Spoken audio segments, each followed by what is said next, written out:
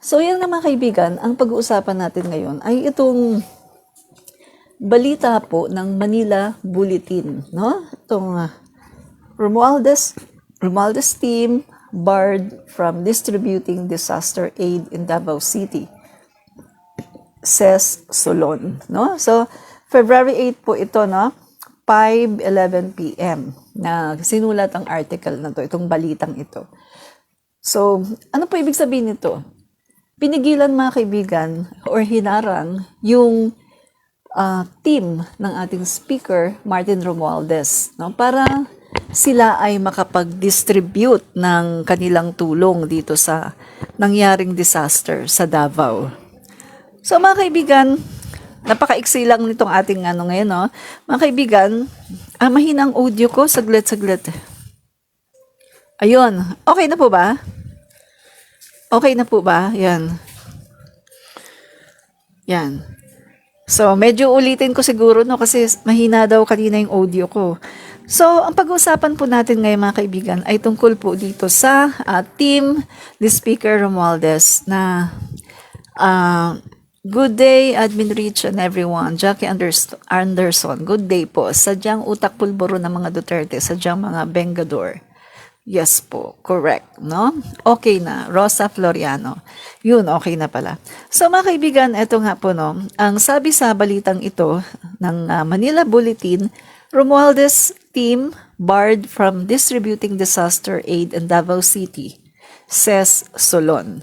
So ibig po sabihin lang nito mga kaibigan ay hinarang ang team ni Speaker Martin Romualdez para makapag-distribute ng tulong sa mga tinamaan or biktima ng disaster sa Davao City. Kilala naman po natin na ang Davao City ay baluarte ng mga Duterte, no? Davao City. So kitang-kita natin dito, bakit hinarangan?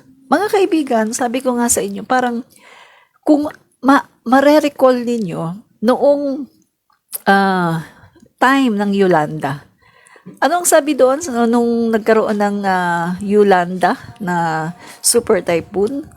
Mga kaibigan, masyadong sikat na sikat yung phrase noon, yung sinabi noon mga kaibigan ni Mar Rojas na you should remember that the president is an Aquino and you are a Romualdez. Diba? So, kung makakambing natin ngayon mga kaibigan dito sa ginawa ng mga Duterte dito sa Davao City, wala na silang pinagkaiba sa ginawa ni Mar Rojas, mga kaibigan, na instead na tulungan, mga kaibigan, ay marami pang mga hinihingi, no? Si Mar Rojas during the time, recall lang natin ng konti, nangihingi pa siya ng letter from Mayor Alfred na sumulat daw at sabihin na the government of Tacloban is not functioning anymore. Tapos saka lang daw papasok yung national government. Which is very wrong mga kaibigan. Kasi alam naman natin na sa panahon noon, ang Tacloban ay talagang lahat talaga, walang nagpa-function. Not even one office of the government. Kasi nga lahat biktima eh. Even kahit nga mga kapulisan, wala eh. Kasi yung mga pulis din, biktima. Kaya nga, di ba, nagkaroon ng looting sa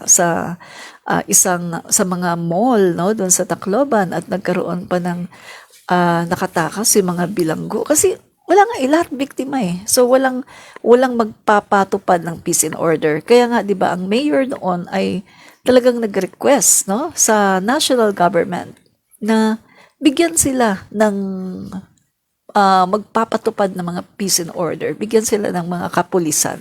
Mag-deploy sa Tacloban. Pero, anong ginawa mga kaibigan ni Mar Rojas? Dami niyang hanas. At yun nga, sumikat yung sinasabi niya na you should remember the president is an Aquino and you should remember, you are a Romualdez and the president is an Aquino. So ngayon, maambing natin to. Yung galawan na ito ng mga Duterte na hindi nila pinapasok. Hinarangan nila ang team ni Speaker Martin Romualdez sa pagpasok sa Davao City. Kasi ayaw nila na magbigay ng tulong. Mga kaibigan, kahit ba naman sa panahon ng disaster, namumulitika etong mga Duterte. Grabe ano? Tuloy natin medyo basahin ko lang ng konti para malaman nyo. Ako Bicol Party List Representative Saldico barred in a tele-radio interview Wednesday, February 7, that volunteers from the offices of House Speaker Martin Romualdez and Tingog Party List are being prevented in Davao City from distributing aid under the Department of Social Welfare and Development's DSWD, Assistance to Individuals in Crisis Situations, AICS program. Davao City is the home turf of former President Rodrigo Duterte. Mga kaibigan, makikita mo talaga dito na ang mga taong ito, itong mga Duterte, no, ayon dito sa kanilang aksyon, makikita dito na wala silang pagmamahal sa taong bayan, sa mga taga Davao. Kasi ang nagiging concern lang nila ay yung kanilang mga sarili, yung kanilang pride, na ayaw nilang tanggapin yung tulong na binibigay ng House of the Representative dahil lang sa kanilang ego, dahil lang doon sa kanilang, kumbaga, kanilang ego na baka mamaya masapawan, no? At baka mamaya mahalin ng Davao City si Speaker Martin Romualdez, no? So, ito yung lumalabas ngayon, yung kanilang pagiging traditional politician, no? Pagiging trapo na inuuna pa ang kanilang selfish ambition, inuuna yung kanilang mga ego, mga pride, at inuuna yung kanilang self-interest bago ang taong bayan, no? So, wow, naka-frame talaga ang calendar ng First Family. Maganda ba, Lakay Regan? Yan. Finrame ko na talaga no? So, ayan no, mga kaibigan. Tuloy natin are politics getting in way of the distribution of aid in ayuda in the disaster-stricken Davao region? Ako Bicol Party List Representative Saldico barred in a teleradio interview Wednesday, February 7, that the volunteers from the offices of House Speaker Martin Romualdez and Tingog Party List are being prevented in Davao City. Hinaharang sa Davao. Pagdating ho sa Davao City, rine-report ng ating mga kasamahan doon na binabawalang mamigay ang representative ni Speaker Romualdez at ang Tingog Party List. Kaya instead yung pwede sana maibigay yung AICS, namimigay na lang ng sariling pera at bigas ang ating speaker para lang maiabot ang tulong. Ko said. Kita niyo mga kaibigan, si Speaker Martin Romualdez namimigay na lang ng sarili niyang pera at sariling bigas. Kasi nga, hinaharangan ang tulong. No? Hindi pwedeng magbigay ng tulong ang speaker sa pamagitan ng Tingog Party List at ng House of the Representative, no? So, ang ginawa ni Speaker Martin Romualdez ay namigay na lang ng tulong na pera at saka ng bigas sa sarili niyang bulsa. Take note, no? Sariling bulsa ni Speaker Martin Romualdez ang kanyang pinamimigay. So, they're being blocked in Davao. When it comes to Davao City, it's being reported by our team there that representatives of Speaker Romualdez and Tingog Party List are being prevented from distributing aid. That's why, instead of distributing AICS, the Speaker reported to giving away his own money and rice just to be able to help. So, kita niyo mga kaibigan, no, grabe talaga ang ginagawa ng Davao, ng Duterte sa Davao, no? Grabe talaga mga kaibigan na talagang itong mga Duterte, wala silang pagmamahal sa mga Davaoenyo. Kasi ang concern lang talaga nila ay yung kanilang sariling pride, yung kanilang ego, at takot sila na baka masapawan sila, no? So, ano pa, sana pagdating sa tulong, wala na lang personalan. Dahil kung kailangan ng Davao City ang tulong, he said, hopefully, in English kasi, Tagalog tapos in English, no? Hopefully, when help comes, we set aside personal feelings because Davao City needs help. Earlier, Speaker Romualdez facilitated the release of some 150 million in financial aid from President Marcos' administration to all the flood victims in the Davao region. This will be under the AIX of the DSWD and cursed through members of the House of Representatives and local government executives. The offices of the House Speaker and Tingog Party List have earlier sent 21,000 food packs to the affected families in the region. So Davao Oriental Representative Nelson Dayanghirang and Chirno Almario, Davao del Norte Representative Aldo Dujali, Davao de Oro Representative Maricar Zamora, PBA Party List Representative Migs Nograles, and Davao del Norte Vice Governor Oyo Uy have all thanked President Marcos and Speaker Martin Romualdez for sending assistance to their respective constituents. All the lawmakers' districts were endorsed to receive 20 million in cash assistance each, while Vice Governor Uy's office was endorsed to get 10 million under AIX. No? So, madaming tulong ng ating speaker dito sa Davao City. Pero, hinarangan. No? Pero, kahit na hinarangan ng ating speaker, hindi siya nagpatinag. So, ang ginawa na lang ng speaker natin, naglabas ng sariling bulsa, sa sariling bulsa, ng pera at bumili ng mga bigas, no? At namigay ng mga ayuda galing sa kanyang sariling bulsa.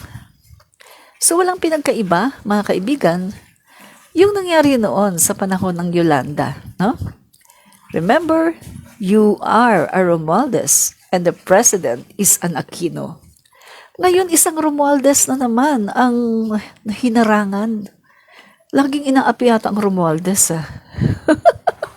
So mga kaibigan, sino ba ang nang-aapi sa mga Romualdez? Wala namang mga api dyan, kundi yung mga kalaban, yung mga dilawan, yung mga anti-Marcos at anti-Romualdez. Kaya ginaganito nila si Speaker kasi ano sila sila ay mga dilawan, mga dugong dilawan ang mga Dutertes, mga trapo. Diba? Yun mga kaibigan Kaya ang ginawa na lang ng speaker, sariling pera ang kanyang inilabas, no? At namigay ng ayuda gamit ang kanyang sariling pera at mga bigas. Kaya nakakatawa talaga, no? Merong mga yung mga DD sheets na nagsasabi, "Oh, bakit ganito? Bakit yung pinamigay ni speaker may pangalan Martin Romualdez?" Natural, sarili niyang pera 'yan. Mamaya, baka mahilig pa naman kayong mag-credit grabbing.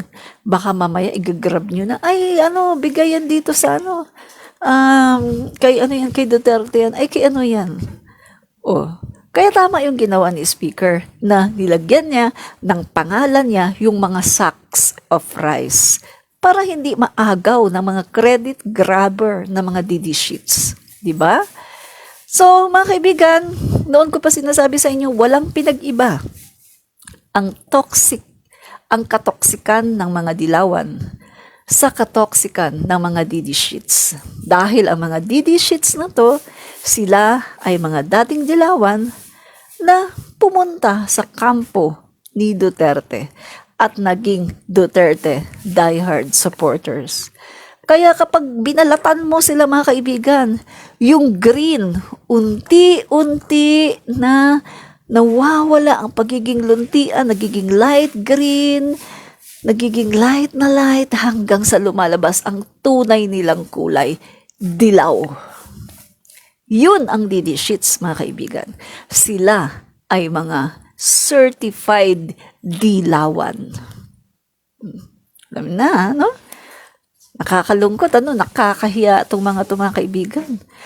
Yung Basti Duterte, ang mayor dyan. Nakakahiya yung ginawa nila, no? Hinarangan nila ang Tingog Party List. Hinarangan nila ang team ni Speaker Martin Romualdez. Ayaw nila na mamigay ng tulong. My God! Ang mga tao, nasalanta. Yung mga tao, may mga nawala ng bahay, nawala ng mga ari-arian. Pagkatapos, inuuna nyo pa yung inyong galit kay Speaker. Inuuna nyo pa yung inyong mga ambisyon. Inuuna nyo pa yung inyong mga pamumulitika. My goodness! What kind of politician are you? Talagang dapat sa inyo, hindi na talaga maiboto ng taong bayan. Pagkatapos, mga kaibigan, may gana pa kayong ihiwalay ang Mindanao sa Luzon at sa Manila at sa Visayas. Hello. Grabe, no? Talagang mas malala ang mga to. Mas malala sila. Kasi biruin mo, kung titingnan natin sa panahon ng Yolanda, mga kaibigan, sa panahon ng Yolanda, sabagay, pareho lang din eh. Pareho lang.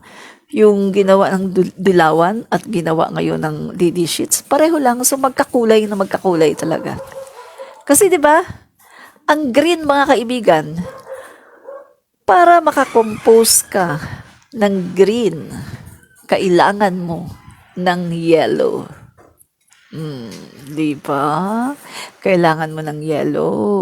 Kaya habang tumatagal, kapag nagbabago sila ng kulay, unti-unting pumupusyaw ang green, unti-unting nawawala ang green, lumalabas ngayon ang tunay nilang kulay, ang pagiging dilaw. Kakaya, no? Nakakaya talaga. So, yun, mga kaibigan, no? Puputulin ko lang aking live. Sabi ko nga sa inyo, ang gagawin ko ngayon sa aking mga live, isang topic lang, pagkatapos puputulin ko, tapos babalik ako mamaya magla-live. Kasi iniiwasan ko na yung live ko na 1 hour, 2 hours. Ang hirap i-download eh. Minsan kapag mahina yung internet, ang tagal-tagal i-download, tapos matagal siyang i-edit, no? Kasi nilalagay ko siya sa aking YouTube channel. So ngayon, mga guys, masanay na po kayo mga viewers ko na ang aking live, maiksi na lang, isang topic na lang, no? Tapos babalik ako mamaya for another topic. So mga kaibigan, bago po ako magpaalam, shout out ko muna kayo. Rose Reyes, mga DD Sheets certified lying tongues, no morals. Correct po. Rose Reyes pa rin, Danny Sumigil, spelling mo, ayusin mo, mga DD Sheet talaga, puro tae ang lumalabas sa bibig. Tama. Luz Hernandez, salamat po sa panunood, no? And then, Danny Sumigil, sabi niya sariling pira. Bisaya po kasi yan siguro. Sariling pira. Bisaya po yan, malamang. Charit Garmad, gusto nila palabasin na pinapabayaan sila ng gobyerno. Klaro, tumpak po. Lakay Regan Bulletin, salamat po sa panunood. Kita tayo sa Wednesday, no? Rosa Floriano, okay na. Salamat po. Jackie Anderson, salamat po sa panunood. And Rosa Floriano, salamat po sa panunood. Imelda Labadan, salamat po sa panunood, no? Manuel Pedroso Jr., good afternoon, madam. Salamat po sa panunood. Good afternoon din. Sebelia Duenas Agapito, good morning. Morning siguro sa kanila. Dito po sa amin ay afternoon na po, no? Good afternoon, Sebelia Duenas Agapito. Salamat po sa panonood, no? Luz Hernandez, salamat po sa panonood. Charit Garmad, no? So, nasabi ko na yata. Salamat din po sa mga hindi nag-comment, no? Balik na lang po ako mamaya for another topic.